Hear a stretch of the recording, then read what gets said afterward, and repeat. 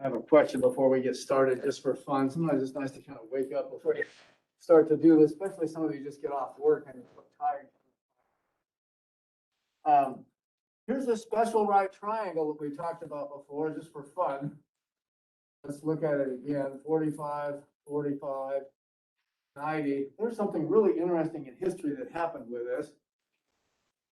We have what's called the Pythagorean theorem, right? That says this side squared plus this side squared equals this side squared.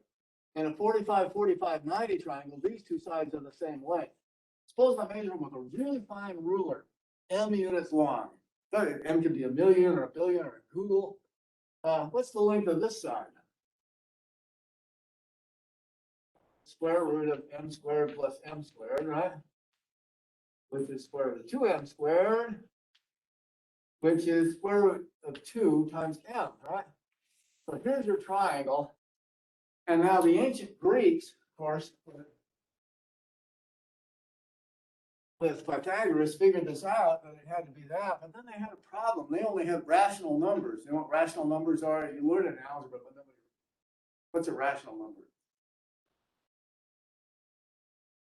That's all they had. They didn't have the decimal numbers that you have, the real numbers. They had a subset of the numbers that can be written as decimals called the rational numbers. Those are one that can be written as ratios, m to n. So they're all fractions. They can be negative numbers too. Or m and n are integers, numbers with nothing after the decimal point, and the denominator can't be 0. So that's what they had. And you could break a stick in half, you can break it in thirds, you keep breaking it in half and making it smaller and smaller. That seems like enough numbers, right? But then they could prove the Pythagorean theorem, and they have this big dilemma now because it didn't work. If you started here, suppose you take a really fine ruler and measure off m units here and m units here. This side is square root of 2m, and you can show, and later after Pythagoras, I think it was, they figured out that this number is irrational. It cannot be written as a fraction. And when multiplied by a whole number or even a fraction, it still is not a fraction. No matter how fine you make your ruler and measure these sides off with the Greek number system, this side length is not a number. It's not a fraction. And so if you started here and went to here, it didn't intersect because this length was not a number. And so no matter how many times you broke the stick, you break it and fill it many times, you couldn't make it this length, right? It's not a rational. And I think they tried to cover it up for a little while. And there was lots of other fun stuff going on. There was a Pythagorean society where they wouldn't eat beans and had other rules. But isn't that interesting how your mathematical system, you don't realize it, can lead to these dilemmas. You come up with triangles in Euclidean geometry that you can show are like this, and yet your numbers don't allow it to exist. And so later we had to come on with the real numbers, which are all decimal numbers. And those include fractions in special case, right? Like 1/3 is 0.333 forever. But square root of 2 doesn't have a repeating pattern, and consequently it can't be written as a fraction. And so decimals include things like that. And now the ends of the triangle intersect for us. Kind of an interesting story about this triangle that we're taking so much time on. It really has an interesting history, which you might like to see. This is one of the fun things about mathematics is you get these philosophical things that come in and you postulate things, and you find out, wait a minute, it doesn't work. And there's some other good stories about that. Even in the beginning of the 20th century, there was a major follow-up in mathematics. With set theory, where they had contradictions, they had to fix it. So anyway, good starting story for us, I hope. And you're awake now. We were doing the unit circle. We want to continue a few more examples of that. And then we'll move on to some identities. This is very important material. It goes all semester. The unit circle is everywhere. It's on the review sheet. I have that review sheet online. I said, you don't need to know now, but we're going to start memorizing some of the trig identities today. And so beginning today, it might be useful to you, even though we won't do all of them. Unit circle continued. And just to remind you, so sometimes when I was taking classes, people started thinking I remembered everything from last time. I didn't. Here's what we said. We said, if you take a unit circle, that's a circle of radius 1. It's most convenient to put it at the origin. All right, so here's radius 1. and here's an arbitrary angle theta. What are the coordinates of this point in terms of trigonometric functions? We take an angle in standard position, so this is the initial ray, and this is the terminal ray. The place where the terminal ray intersects this point, we define to be cosine theta for the x coordinate and sine theta for the y coordinate. That's how sine and cosine are defined. In geometry, there's one point, right? Now, so we're saying cosine theta, when you look at this and look at the xy intersection point, cosine theta is the x coordinate, sine theta we said is the y coordinate, and we had other functions that are going to come up be useful too. And again, they're functions because each one is a rule that each input assigns exactly one output when it's defined. So you give me an angle theta, and I can give you the sine of theta as the y coordinate, right? And so tangent theta we'll say is y over x, and it's defined whenever x isn't 0. The cotangent of theta is x over y, defined whenever y isn't 0. Secant of theta is 1 over x, and cosecant of theta is 1 over y. So those were the 6 trig functions that we need, and we're going to use a whole lot all semester. And then we could do, we said, for special angles, what are special angles?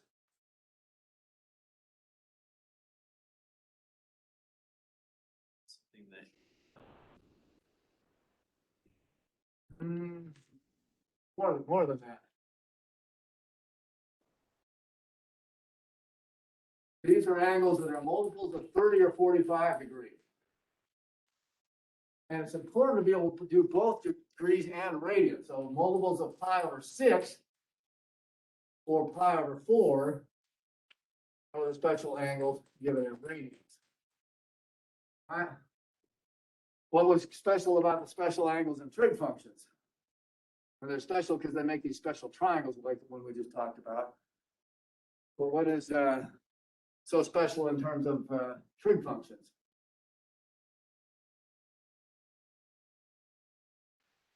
Any special angle, the 6 trig functions here, all of them, can be evaluated exactly or said to not be defined.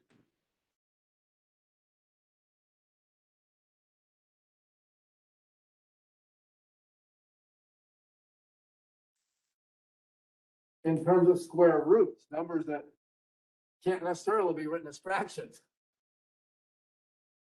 Right? And which means that they go on forever without a repeating pattern. So no matter where you round your decimal number, you haven't got it exactly. But if you write it as square root, it's exact. All right, so trig functions can be evaluated exactly or shown to be undefined.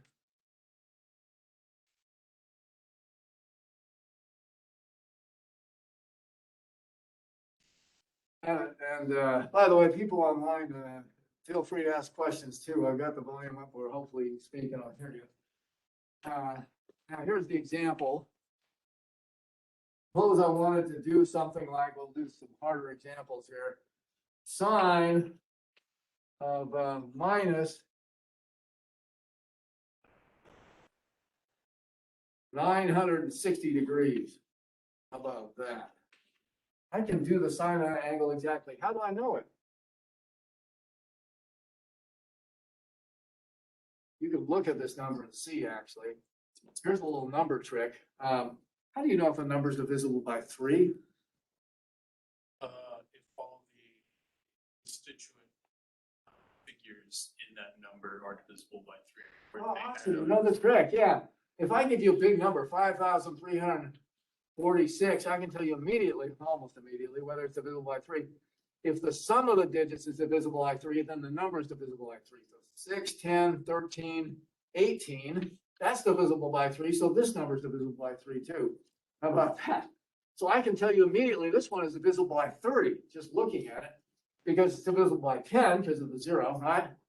And then 96, 9 plus 6 is 15, is divisible by 3. So 96 is divisible by 3, and then 3 times 10, this is divisible by 30. So if it ends at 0 and the rest of it's divisible by 3, some of these numbers are divisible by 3. You know exactly, you know immediately you can find this exactly as a special angle. So if I want the sine of minus 960 degrees, I know before I start I can do it. How did we do that last time? This is hard because it's negative, right? But what you do is you write this angle by first taking out all whole rotations. So I'll say, how many whole rotations go on there? This is where it's nice to memorize the first few whole rotations, right? One whole rotation is 360 degrees. Two whole rotations is 720 degrees, twice 360. And three of them, if you had another 360, is 1080. So there's three. I'm not going to give you angles much bigger than that. So most will have to ever take out in this class is 3 rotations. This is between 2 and 3 rotations, but clockwise since there's a minus. So I'm going to say this is minus 720, 2 rotations, and then what's left over, minus 240 more. So I take out all whole rotations, 2 rotations. And now I'm going to see if there's a straight angle. Oh, 240 is bigger than 180, so I can take out a straight angle, 180, right? And that leaves me 60 more. Now, if there's a right angle left, I take that out, but alas, there's not. Well, maybe good there's not. It's getting complicated. So I don't take out a right angle, but I'm done now. I've got 2 rotations clockwise, 1 straight angle clockwise, and then 2/3 of a right angle, right? 60 is 2/3 of 90. I can sketch that. Right, so I'll go, I don't want to draw this in because the monitor's in the way.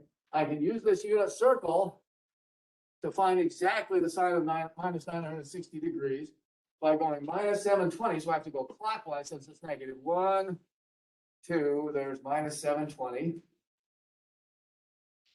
Then a straight angle.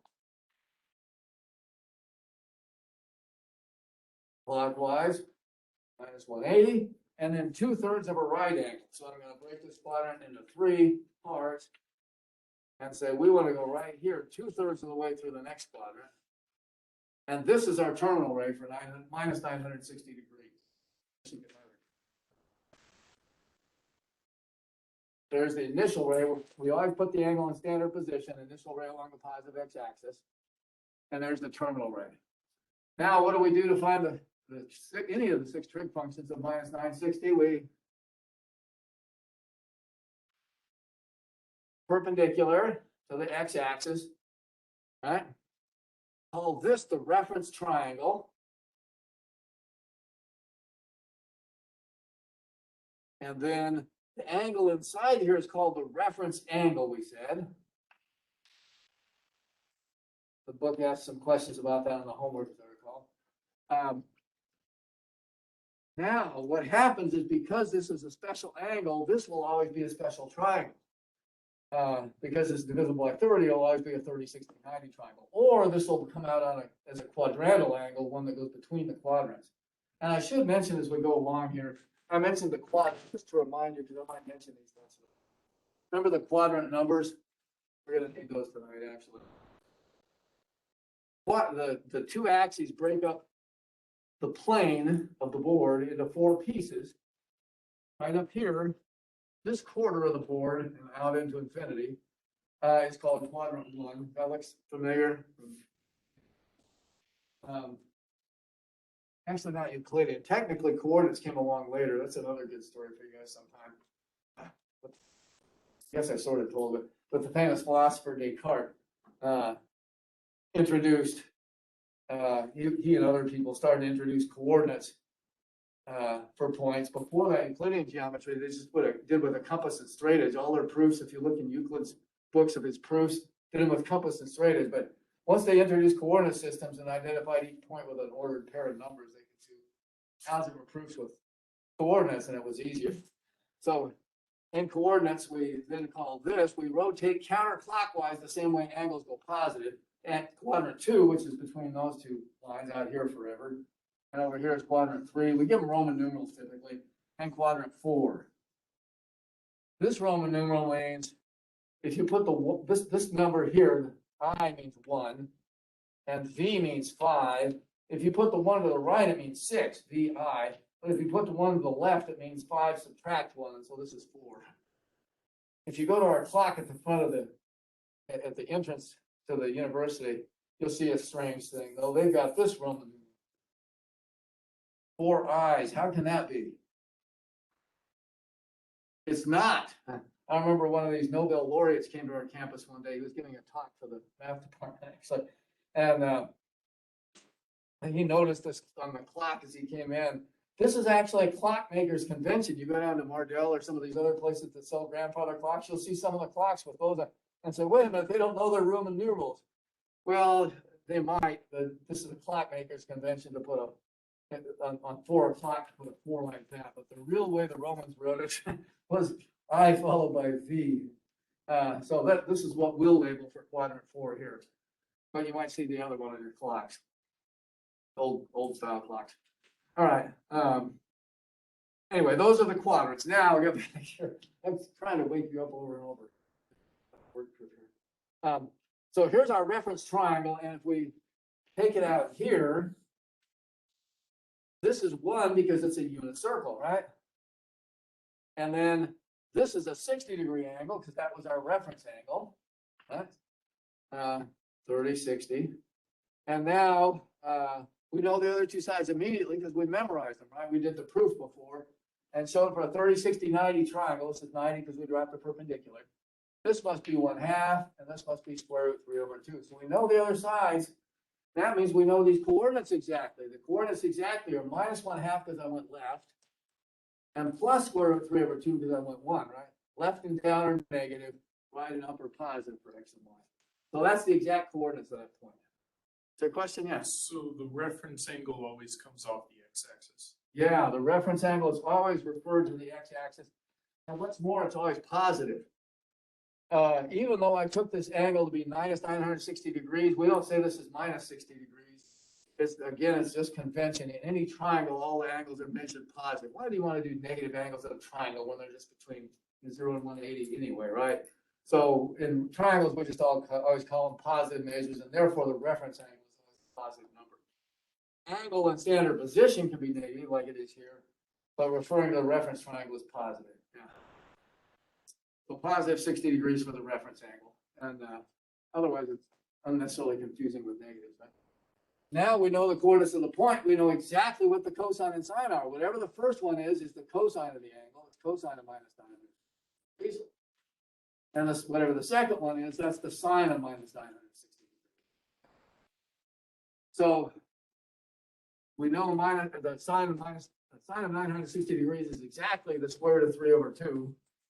And again, just like square root 2 in the Pythagorean theorem, square root 3 is irrational. It can't be written as a fraction.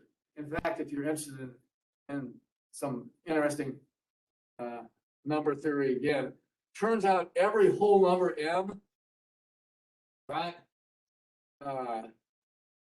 is, if you take its square root, it's either again a whole number or it's an irrational number that can't be written as a fraction. How about that?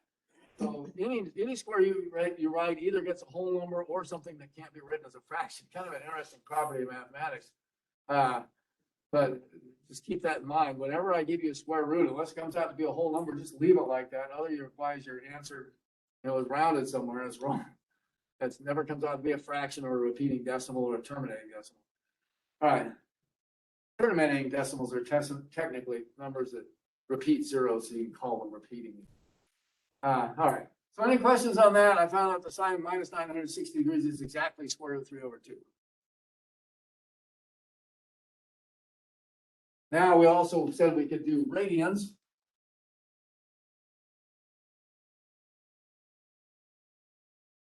We can do big angles, right? We can do a whole bunch of rotations and take them all out and draw the angle.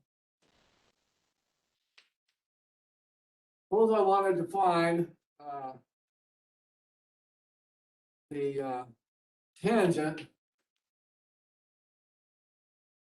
of 315, not 315, 7 pi over 8 over 4. That's what I want. 7 pi over 4. Radians this time. How about that one? Can I do it exactly? How do I know?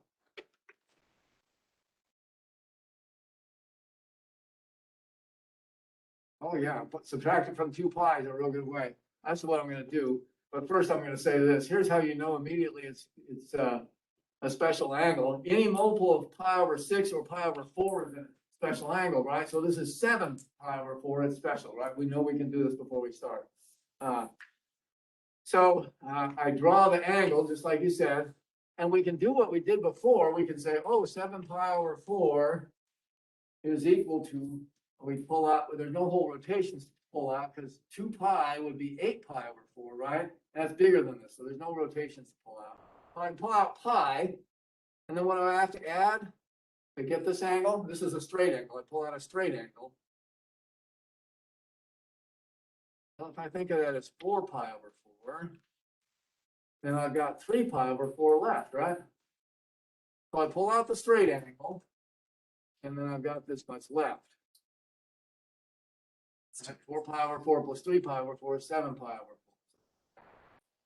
4. Now I pull out a right angle if I can I? This is a harder one with radians, isn't it? You really have to compute the fractions. A right angle is pi over 2. This is 3/4 pi. That's more than a half pi. So I know I can pull a right angle out of there. What can I do? I can think of 3/4 pi as 1/2 pi plus 1/4 pi, right? And 1/2 and 1/4 is 3/4 pi. So I do it like that. There I've got it. I pull out a straight angle, a right angle, and 1/2 of a right angle, right? Pi over 4 is 1/2 of pi over 2. Better yet, you can think of this as 45 degrees. A lot of times, by the way, some people ask me sometimes, can I convert it to degrees and then do it? Sure you can. If you want, just multiply it by 180 over pi and it'll work. But you do these so often, you get tired of converting every time. Learn to do it in radians also. It'll save you so much in the long run. So we'll say, I can sketch this one now by drawing a straight angle, pi. In fact, we have to do this in green. Pi.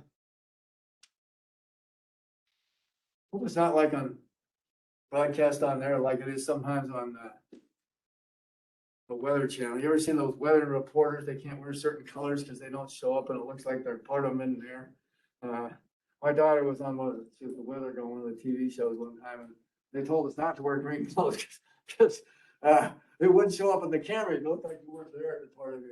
Anyway, so very funny what happens when they do that. But so I think this one comes out on these cameras. So let me make sure I'm getting the whole thing here. I don't want you to miss this. Let's see.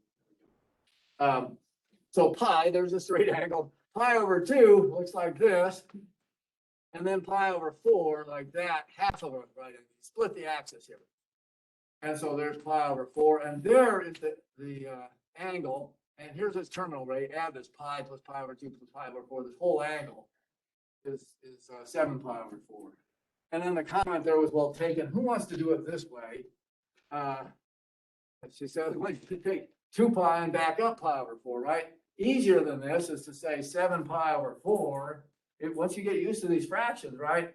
At fractions times pi is 2 pi. That's 8 pi over 4. Less pi over 4, right? 8 pi over 4 minus pi over 4 is 7 pi over 4. So it's easier when you have almost a whole rotation to take the whole rotation and back up pi over 4. In which case, now we're going to drop a perpendicular up to the x-axis. You always go to the x-axis.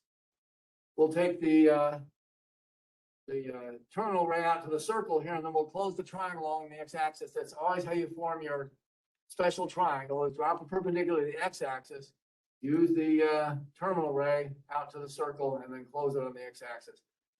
And what's the reference angle? It's not minus pi over 4. What is it? Yeah, plus pi over 4. Yeah, or 45 degrees. All right. So it's just a technicality, but we recognize now this is a 45, 45, 90 triangle, right? Because there's 45, there's 90. The only thing the last one can be is 45, so they add up to 180. So here this time we have this reference triangle.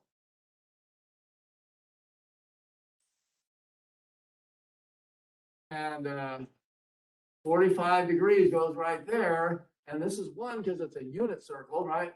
Unit radius.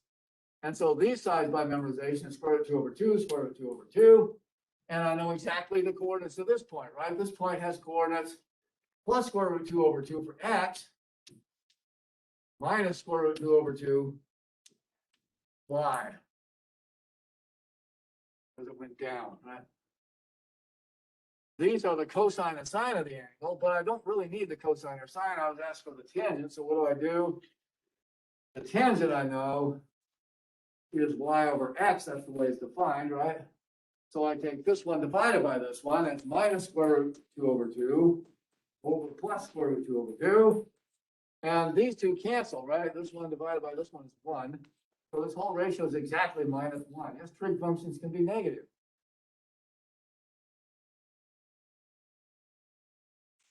But this one is actually -1. This one, you don't need a square root on it. Some of them come out to be nice numbers that you don't need to write in terms of square roots, and some of them come out to be nasty numbers that you do need the square roots. So there's the tangent 7 pi over 4 is -1.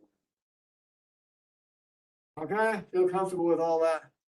Hopefully it's pretty much an end to introducing what angles you can do with the unit circle. I should take roll here real quick. I've got some people online. I'll mark in first. Been taking roll out. I've got people show up late and then I don't have them all, so I've been trying to wait, but then sometimes I'm forgetting too, so if I forget roll, just remind me. Let's see.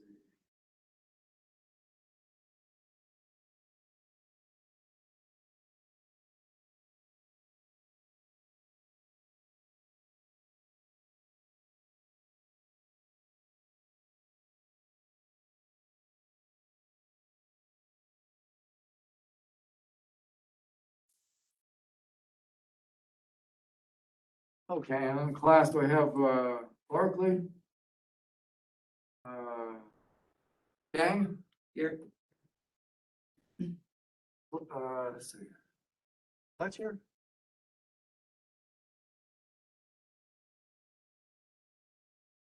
Privet. Reynolds? Here. Roberts? Rogers? Smith? Sudek? Or Geese? White? Outstanding. Okay, Hopkins. Yes. Hopkins here. Okay.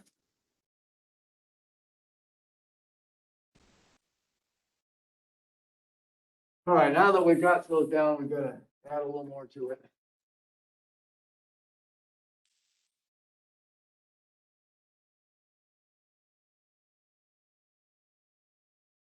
Just like the military, once you do something forward, you have to be able to do it backwards again.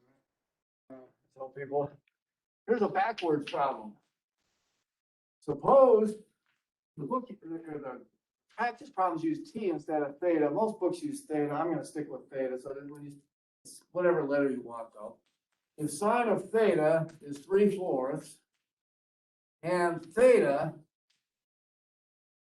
is in, I'm going to use an abbreviation, quadrant 2, find what are all six trig functions.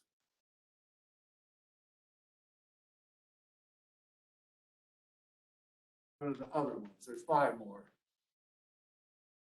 So once you know a trig function's value and a quadrant, it's nice to know that you can find all 6 trig functions. These are some of the things you want to know when you do trigonometry. There are certain problems that come up along one. If I know one trig function in a quadrant, I can find them all. All right? And here's how you can do it. You can use the unit circle again. I'm in quadrant 2, so that's this one, remember? 1, 2, 3, 4, going counterclockwise. Sine theta is 3/4. This does not come from a special angle, all right? But I don't need to have it be a special angle to do this. If I know one trig function in a quadrant, it doesn't matter special or not, I can find all 6 trig functions. So that's the second point, right? We're sort of getting a cookbook of things we could do. We can make pies and cakes and loaves of bread and so forth. And you want to keep track of that, right? Anytime you have a special angle, you know all 6 trig functions. Anytime you know a quadrant, one trig function, you know all 6 trig functions, right? So that's something to remember for the test. So sine of theta is 3/4. Sine of theta is what on the unit circle? How about that? Yeah, it's the y coordinate, good. So I'm gonna go up here, this is 1 right here, so I'm gonna go 1, 2, 3, 4, and at 3/4, that's where the y value is in quadrant 2, so I'm right here.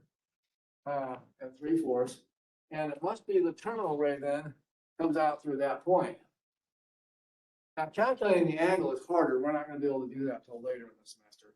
But we can find all 6 trig functions nonetheless, and again, we just do the same thing with the unit circle. Once we have the terminal ray, we drop a perpendicular, right? So we'll draw a right angle marker there. And we close it along the x-axis, and there's our reference triangle. And we know this side of the triangle automatically is 3/4 because it went from y equals 0 to y equals 3. One side. We know this side is 1 because it's a unit circle, right? Unit radius 1. All we need is this last side. If only we have that last side, right? What we do, how do you get it? Yeah, there you go. It's a right triangle, so you use the Pythagorean theorem. And we said all semester we would use the Pythagorean theorem solved for a leg or the hypotenuse. This is a leg, right? Not the one that's opposite the right angle. We'll say this length of a leg is square root of the hypotenuse squared minus the other leg squared. This is the formula we wrote where if you call this B for base or something, then it's A here for altitude, and C always goes for the hypotenuse. Then this is saying the base is the square root of C squared minus A squared. That Pythagorean theorem solved for B is what I'm using here. So that's the base here. It's square root of 1 minus 9/16. Well, let's see. Now you have to do some fractions. I told you you have to know fractions for this class, right? How do I do the difference there?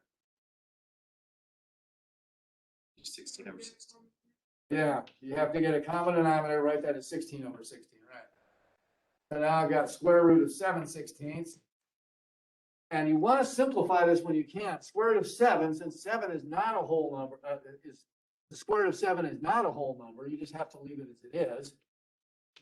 But the square root of 16 is a whole number. It's 4. So you write it as square root of 7 over 4. And this is still exact, right? Now I can have everything, right? Because this is the length on this side, and now the coordinates of this point are exactly not square root of 7 over 4, but since I went left, minus square root of 7 over 4. And this one I went up is plus 3/4. Those are x and y. I have all 6 trig functions by their definitions once I know x and y. That's why this one trig function in a quadrant always works. Because it allows you to calculate x and y. Once you know that, you know everything, right? Now I just say, well, I have sine theta. Let's find cosine theta. Cosine theta is the x coordinate. It's minus square root of 7 over 4. Not such a nice number, right? But we know it exactly, right? Tangent of theta is y over x. So that's 3/4 over minus square root of 7 over 4.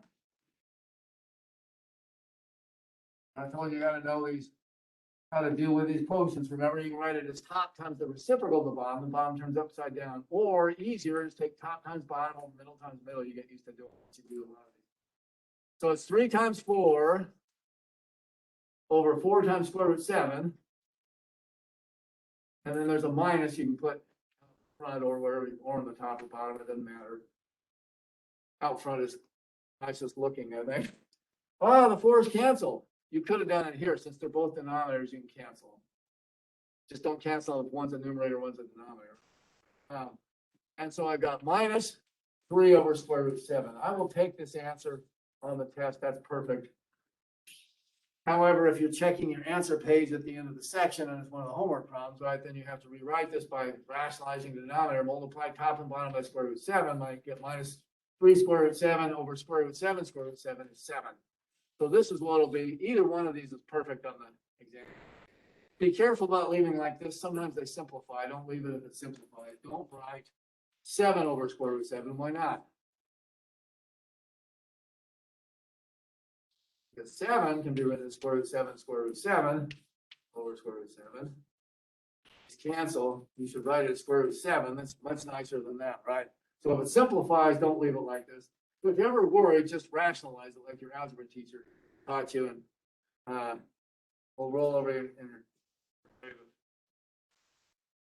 If I tell you this, the higher mathematics, we always write it like this and just realize we can convert it if we need to. Either way is fine on the test for this class.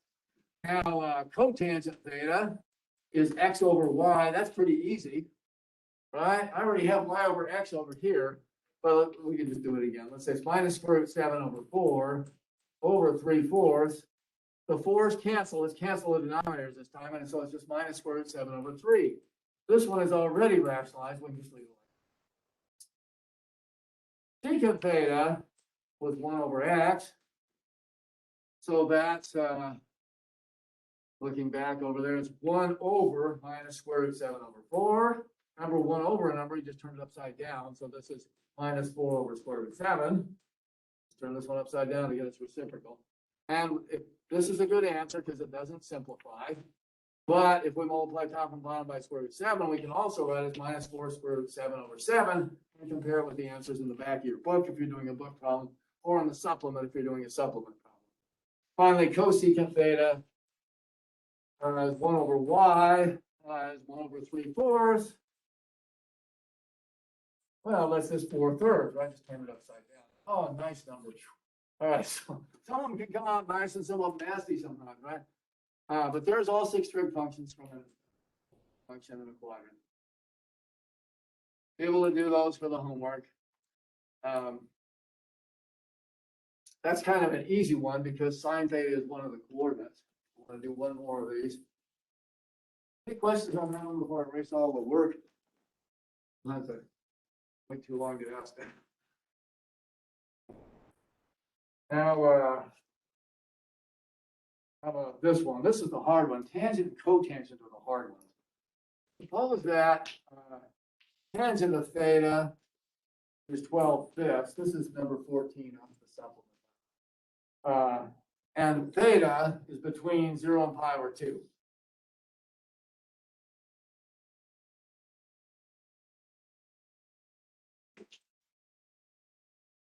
Find the other trig functions. The same problem, just given tangent and a different quadrant, right?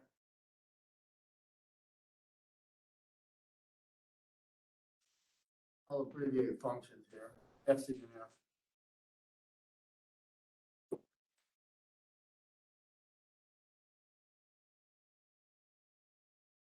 How can I find all of them from this? This one's kind of tricky, right?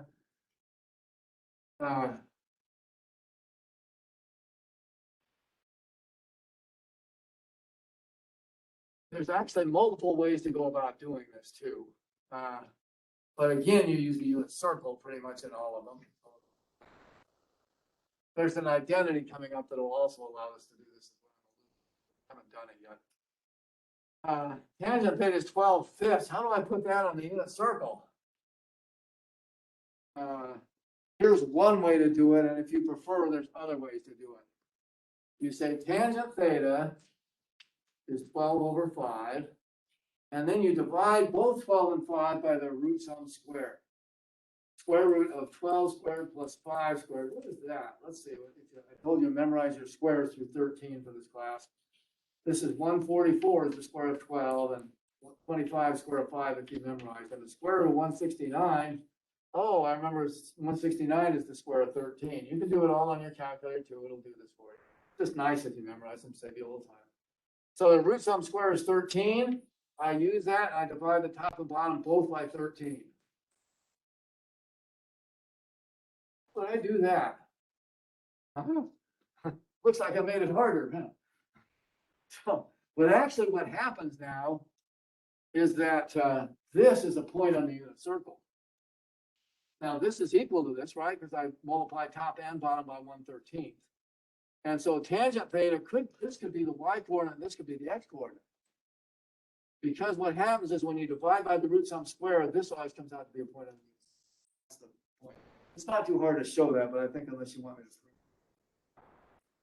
just say divide by the root sum square, this always comes out to be a point in the same direction because it's 12/5 ratio, but it's now a point on the unit circle. So this is y, this is x, or there's one more possibility. What's that?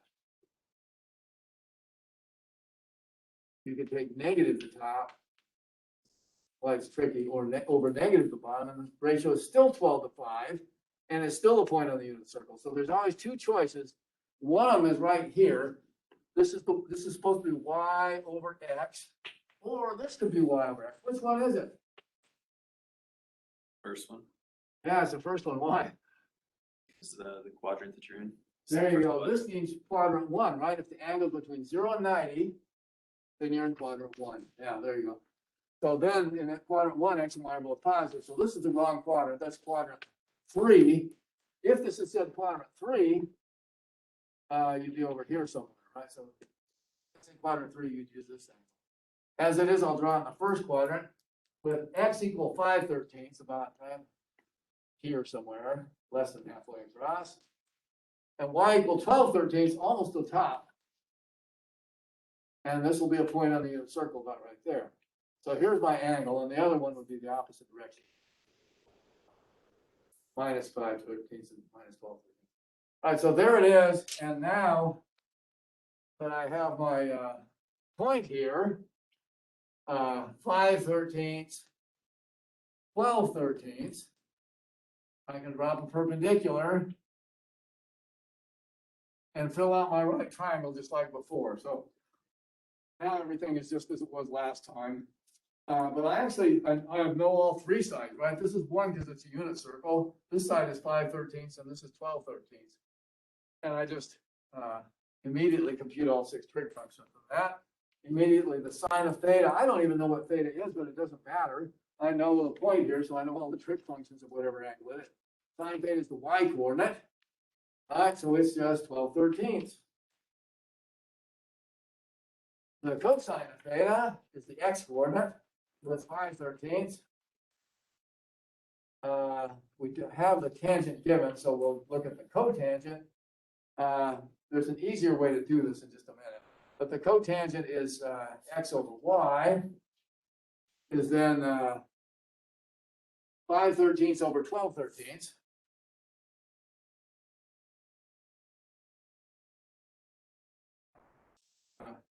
Which now the 13ths cancel since they're both denominators, and this is 5/12.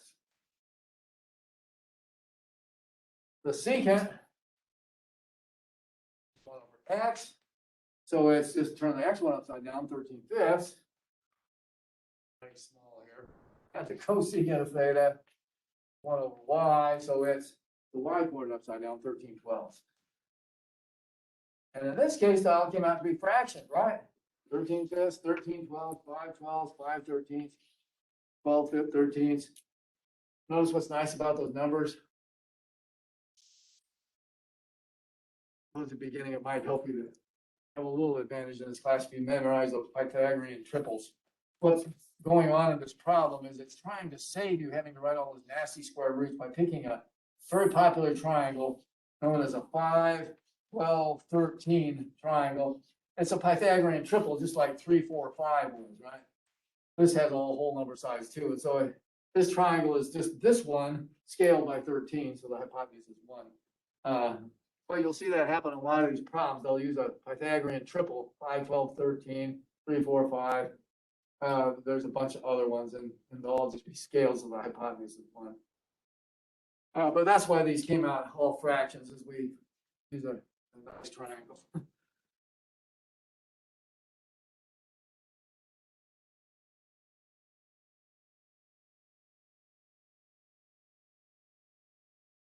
And these trig functions all come out to be ratios of the sides of this triangle, the right triangle that has Pythagorean triple numbers on it. All right. Now,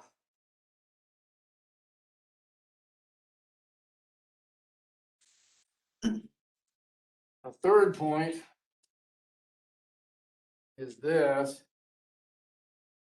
If you know a point on the terminal ray,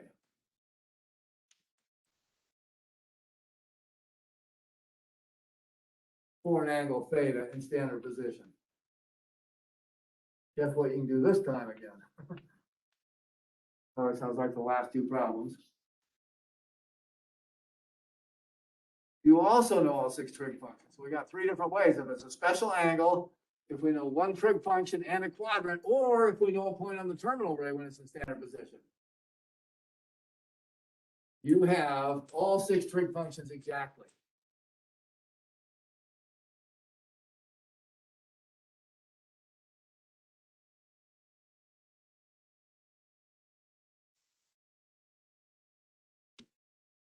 So I don't see a problem exactly like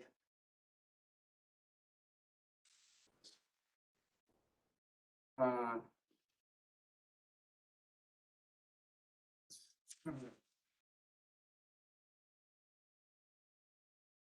let's just do this one, just to make it like the homework. I got a better one. Example, a point on the terminal side, a point on terminal ray for theta in standard position assumed is this not wonderful number. I'm going to change this a little.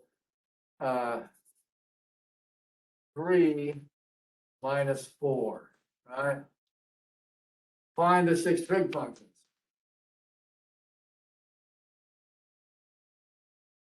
What's difficult about this problem is that this is not a point on the unit circle, right? If we have x and y in the unit circle, then the first one's cosine, the second one's sine. We're off to a running start. We can get all 6, all the other 4 just by taking ratios, y to x, x to y, 1 over x, 1 over y.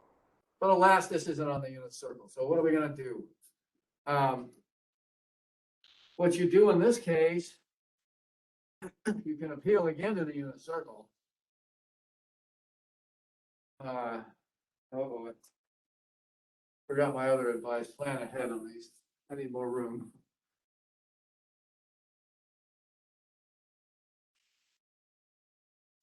Here's the unit circle up here. And it says a point 3, 1, 2, 3, minus 4, 1, 2, 3, 4. Point way down here is on the terminal ray, which is right here. And so maybe this is the angle here, theta.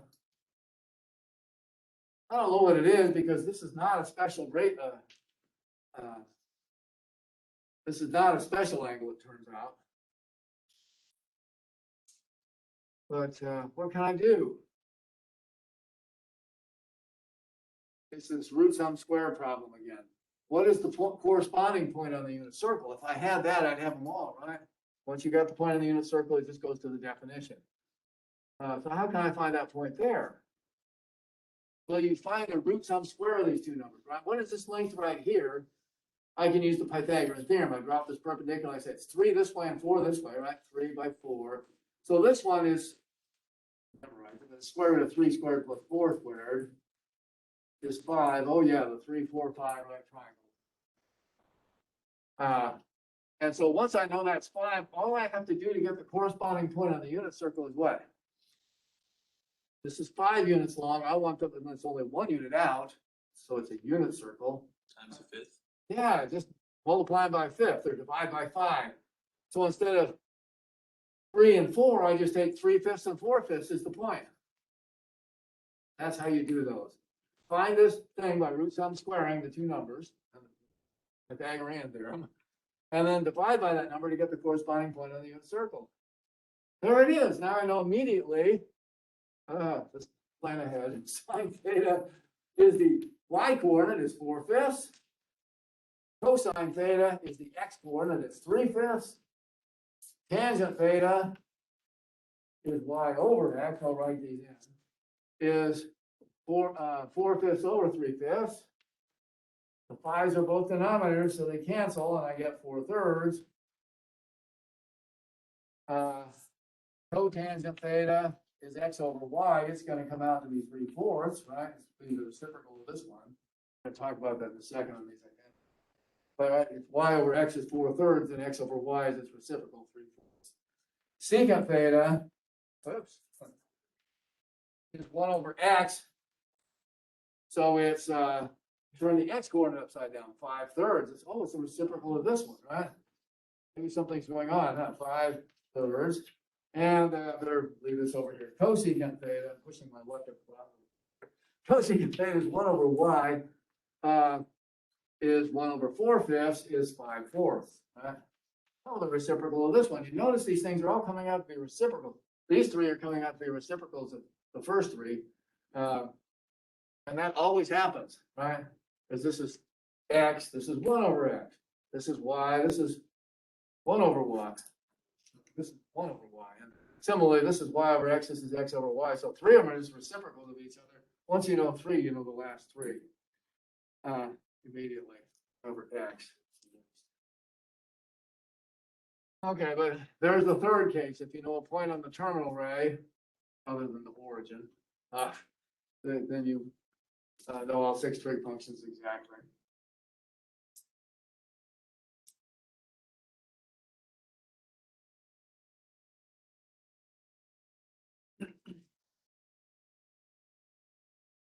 Now, there's another interesting point here.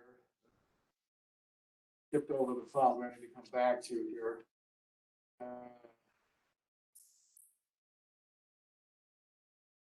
Yeah, there's the one I was going to do, just like this one.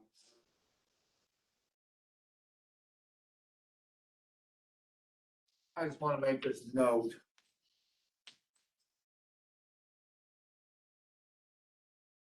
All of the trig functions have the same sign, plus or minus, in any given quadrant. Any quadrant.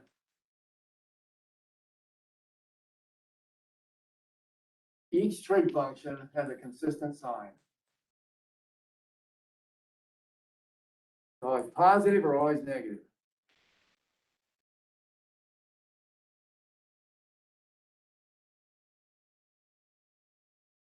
You can see exactly why, right? Sine theta is the y coordinate. So it's positive in this quadrant and this quadrant where the y coordinate is positive, right? Cosine theta is the x coordinate. So it's positive in this quadrant and this quadrant where the x, right, where x is positive. You go to the right. So here cosine theta is positive. And here cosine theta is positive. Now we can do the others all the same way. Tangent theta is y/x. Where y/x are both positive or both negative, the ratio will be positive. So tangent theta is positive here because it's positive over positive. But it's also positive here, right? Because it's negative over negative. And you can do that with all these trig functions. I'll go ahead and write these out just to have it done on the board, even though it's maybe a little boring. Secant theta is 1/x, right? That'll be positive the same place cosine is, right? If x is positive, then 1/x will be positive. If x is negative, see, 1/x will be negative. So it's the same thing. It's these two quadrants. Secant and cosine go together. I forgot cotangent. Cotangent, I'm gonna order this time, is x/y.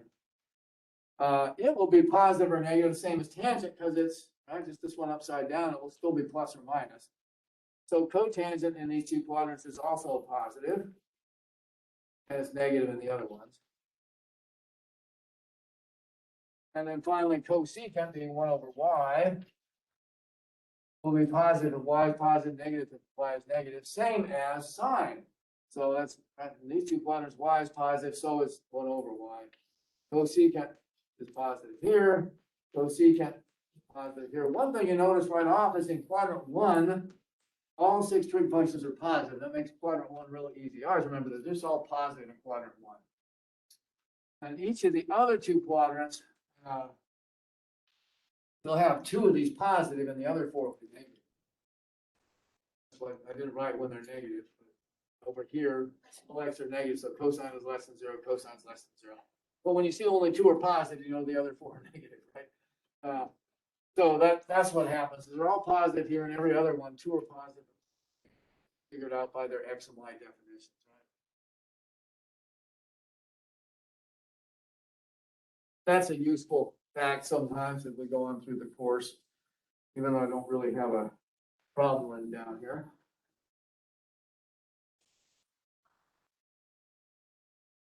Now, there's a whole bunch of neat trig identities here that will really help speed up some time in some of these evaluations, and some of these can be used instead of the methods we've been using already to find one trig function given the other. Here's probably the most famous one of all, and one of the most important, maybe the most important, I don't know, is the Pythagorean identities. Why would we call them Pythagorean identities? There's a good reason.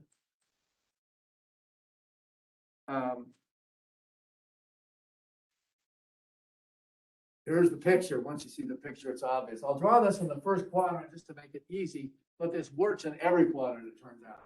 So here's an angle theta in the first quadrant. Best place to draw this theta.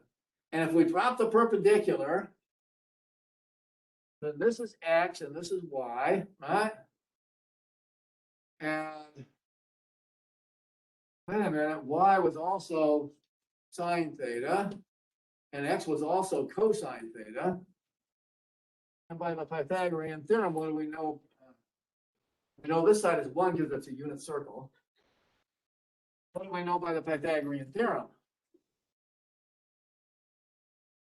This squared plus this squared equals this squared, right? And 1 squared is 1, so what we have is sine of theta squared plus cosine of theta squared equals 1 squared. That's the Pythagorean theorem for this triangle. Now, this gets clumsy to write all these parentheses. Who wants to write that? And who wants to write 1 squared instead of 1? So we're going to introduce notation to reduce this. We don't want to put this really, sine theta squared. Why not? There's this ambiguity, right? It's theta squared. You take the sine, or you take the sine and then sine of theta and then square that. There's an ambiguity. What's squared? Theta first or sine theta? What we do to avoid that ambiguity is if we put the square here, we mean theta is squared. But if we put the square here, it means take sine of theta and then square it. So the notation is, now I erased this board a bunch of times. If I write sine squared theta, it means take the sine of theta and then square it. That's what that notation means. It's a definition, if you like. Definition. And same for the other tricks. If I take cosine squared like that, if I write that, that means take the cosine of theta and then square the number afterwards. That's a definition, etc. All 6 trig functions. And you can do higher powers too. If you put sine fourth, it means take the 4th power, but we don't need that. Right? With that notation, then what you have is this first identity becomes, in the new notation, sine squared theta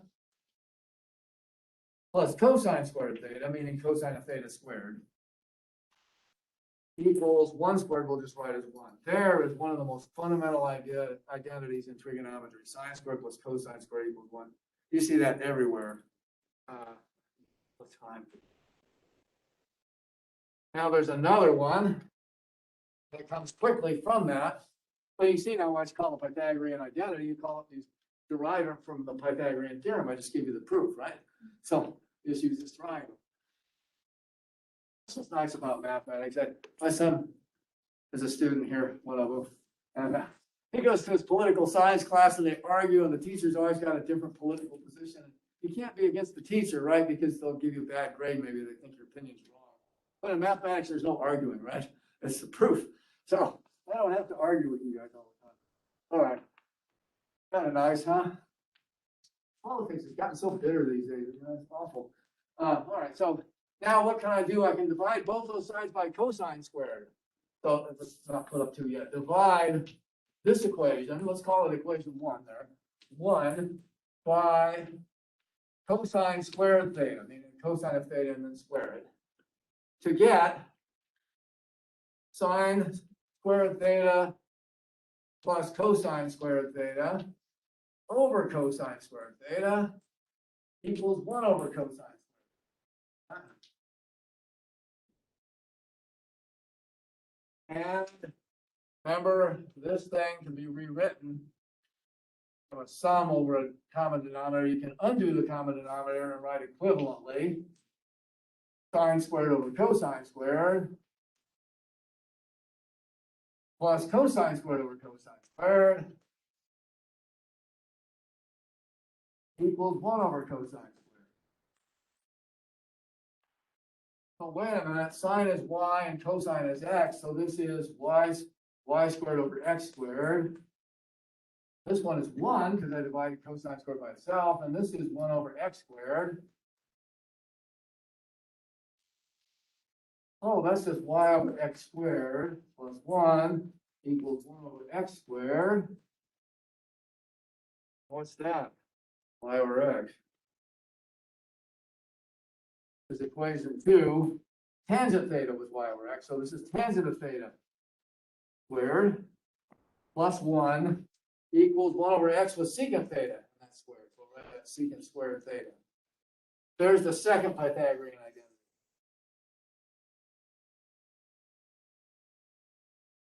How about that? This one's very important, but this one's more important. This is the one everybody really uses a lot. One of the nice things too is if you know this one, look, you just follow this proof and you can figure it out. I may do this one again slightly differently later. But similarly, if you now divide 1 by sine squared theta, right? And now what do you get? Sine squared over sine squared. I'll do it quicker this time. Sine squared over sine squared plus cosine squared over sine squared. I've done 2 steps in 1 here. Equals 1 over sine squared. Dividing both sides of this, right? I divide through here by sine squared and divide this one by sine. Now this one is just 1. Cosine squared is x squared. Sine squared is y squared. We can just write this as, all right, x squared over y squared. And this one is 1 over y squared. So these are all equivalent. And I've got 1 plus x over y squared plus 1 over equals 1 over y squared. But this one was cosecant. I'm squaring it.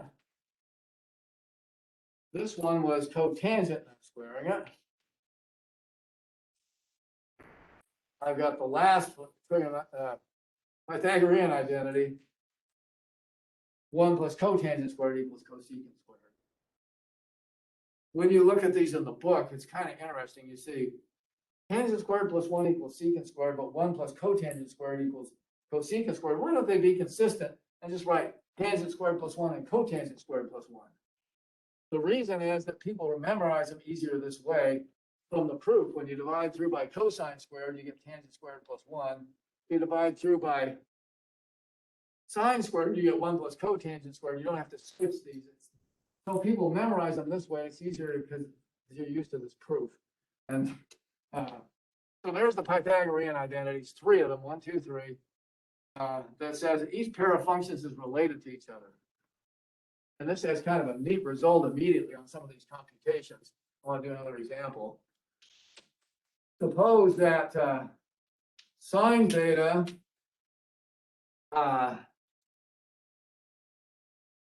equals 5/12 and theta is in quadrant 2.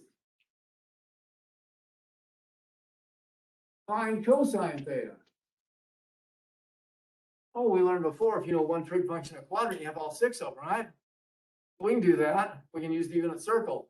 Now we have a way that sometimes people like better because it's actually a little easier. Here's a note. This is used extensively.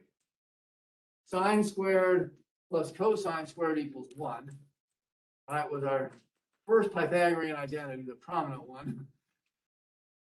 What if I solve this for cosine theta? What would I get? This gives by algebra. Subtract sine squared from each side to solve for cosine squared. So cosine squared is 1 minus sine squared. And then I can square root both sides. I know that if if a square of a number is equal to something, then the number itself is plus or minus the square root of the other side, right? If I say x squared equals 4, there's two solutions. X might be the square root of 4 or the minus the square root of 4, 2 or minus 2, right? This radical sign means the non-negative number that has a square. So it's plus or minus the square root. I'll do that here too. Cosine squared is this, it could be plus or minus the square root. So this is the Pythagorean identity solved for cosine. That is very important to memorize too. We could call it 1A or something. And then similarly, by solving for sine in here, exactly the same way, subtract cosine squared from each side and square root, you get sine theta is plus or minus the square root of 1 minus cosine squared. So I'll call these the Pythagorean identity solved for sine and cosine. This could be 1B. The first identity 1. Now, once I have this problem here, what do I do in a one fell swoop instead of drawing the unit circle? I have sine of this Pythagorean identity solved for cosine. I just write immediately. Maybe I better write it where you see it. Huh? I write immediately. From the Pythagorean identity solved for cosine. Cosine theta is plus or minus the square root of 1 minus sine squared theta is plus or minus square root of 1 minus 5/12 squared, right? You take the sine of theta and then squared is what that notation means. So sine of theta squared. And is it plus or minus? This is where you need the quadrant. You picture in your head, we're in quadrant 2, right? Cosine is the x coordinate in quadrant 2, it's negative. So you take the negative, throw that one out and say, oh, quadrant 2 means you want the negative one. So it can be plus or minus depending on the quadrant, but if you know the quadrant, then you put it in. So same thing, if you know a trig function in a quadrant, you can compute the corresponding function from the Pythagorean identity by the trig identity and plus or minus according to quadrant. All right, so this is minus the square root of, and then how do I subtract these? This one is 25 over 144, right? That's 5/12 squared is 5 squared over 12 squared. Squared again. And this one, we can leave 1, but if we're going to subtract, we better put it as a fraction. We want to have some common denominator. We'll write it as 144 over 140.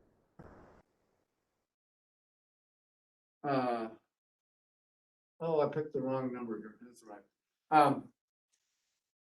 So this is now minus 144 minus 25 is 119. This is square root of 119 over 144. Well, 144 is a square, so I should really write this as minus the square root of 119 over 12. There it is.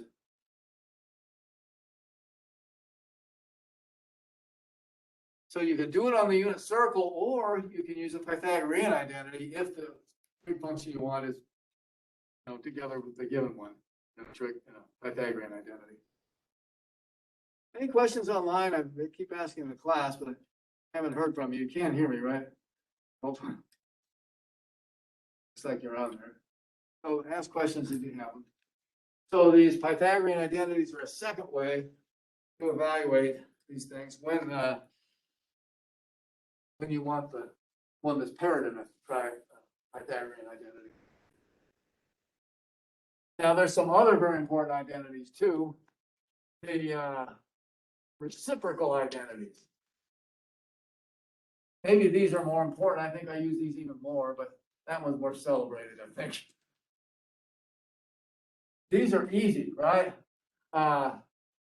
They look like this. The secant of theta is equal to 1 over x, right? But x is the cosine of theta. So secant is 1 over cosine. Once you know the cosine, 1 over the cosine gives you the secant immediately. So there's the proof. And the identity is secant is 1 over cosine. And furthermore, If you have 2.5, not only is 1/2 the reciprocal of 2, but 2 is the reciprocal of half. They're reciprocals of each other, right? And so also you have the reciprocal of this, cosine theta, and secant. They're reciprocals of each other always, unless one's undefined, right? Now, we know that cosecant theta is 1 over y, which is 1 over sine theta. That's the proof. See how easy these proofs are? They're worth doing when they're so easy. Then you can remember them better. So the identity is cosecant theta is 1 over sine theta. And correspondingly, sine theta is 1 over cosecant. Anybody know why they're called identities instead of theorems here? An identity is a theorem that's true when everything's defined on both sides, is what it means. So we call these identities because what happens is sometimes cosecant isn't defined. Remember, if y is 0, then cosecant isn't defined, but sine is. So you don't want to say sine defined is equal to 1 over cosecant when it's undefined. Whenever both sides are defined, these are equal, but there's sometimes a cosecant isn't defined, but sine is. That's the idea. So we'll call them identities. They're true whenever everything's defined. Finally, let's see, cotangent of theta is x over y. That's 1 over y over x, which is 1 over tangent. There's the proof of that one. And so we've derived that cotangent theta is the reciprocal of tangent. Hence, these are called reciprocal identities because they show reciprocal relation. And similarly, tangent is the reciprocal of cotangent. There they are, 6 of those. If you remember 3, you know the others just as well. And we can do neat problems like this very easily now. You can also prove the Pythagorean identities using these. Let's might mention again coming up.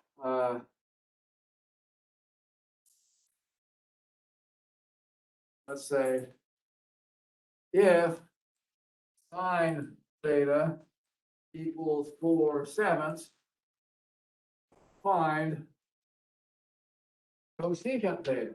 This is an easy problem, right? Given one trig function, you don't even need the quadrant here because this one is the reciprocal. Doesn't matter what quadrant.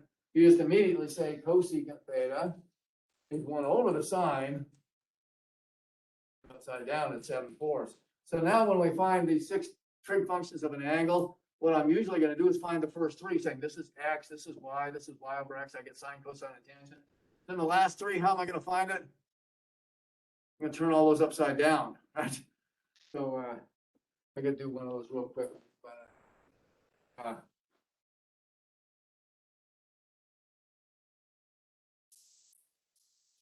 suppose I gave you this one. Find the 6 trig functions of 60 degrees. I need to do it quick. What is sine of 60 degrees? Well, it's, we know the 3 sides, right? Square root of 3 over 2, 1/2, and 1.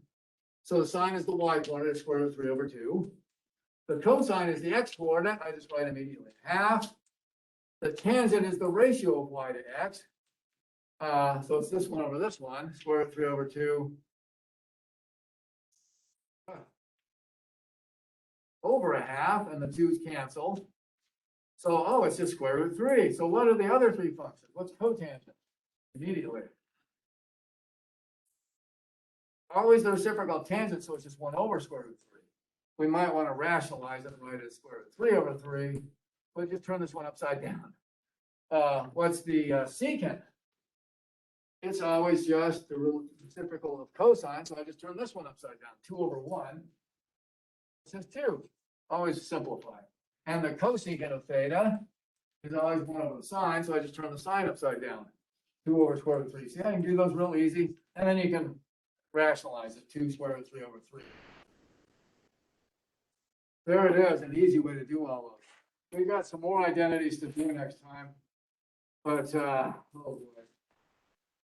Out of the 5.2 and 5.3.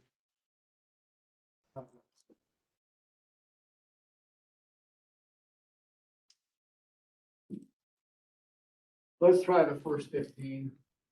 Out of the UCO supplement. Look at 5.2 and 5.3. 1 to 15 is what we've covered really, and then we'll finish the identities next time. And look how much time they save us. All we have to do is calculate 3 and turn them upside down now, right? So lots of neat stuff. We'll pick it up again. Thank you online for coming in. If anybody wants to take a broadcast later, I'll put it up on the detail for you.